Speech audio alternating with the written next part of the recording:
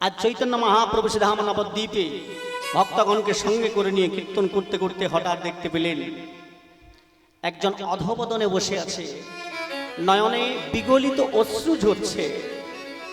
মহাপ্রভুর লক্ষ্য পড়ে গেল, কে কে সে?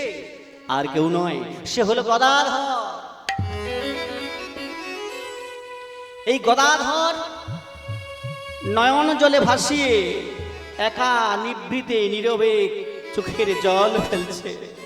ভক্তমণ্ডলী, ভক্তিমতী মায়েরা, তাই কীর্তন শুনবো, আগে ছোট্ট করে জেনে নেব, না হলে বুঝতে পারবো না। গদাধর কাঁদছে। গদাধর কে? এই গদাধর হলো মহাপ্রভুর সেই পঞ্চতত্ত্বের একজন। এই পঞ্চতত্ত্ব যারা জানেন বা দেখেছেন, পঞ্চতত্ত্ব কে কে? অনেক ভক্তের বাড়িতে, সাধারণত হিন্দু সনাতন ধর্মের মানুষ আমরা, প্রত্যেক বাড়িতে থাকা উচিত।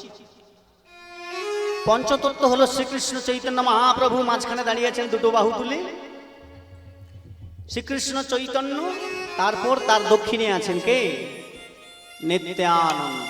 শ্রীকৃষ্ণ চৈতন্য প্রভু নিত্যানন্দ দুটো বাহু সামনের দিকে এগিয়ে দিয়ে দাঁড়িয়ে আছে। দাও, আমায় দিয়ে দাও, আমি তোমাদের দিয়ে দেব।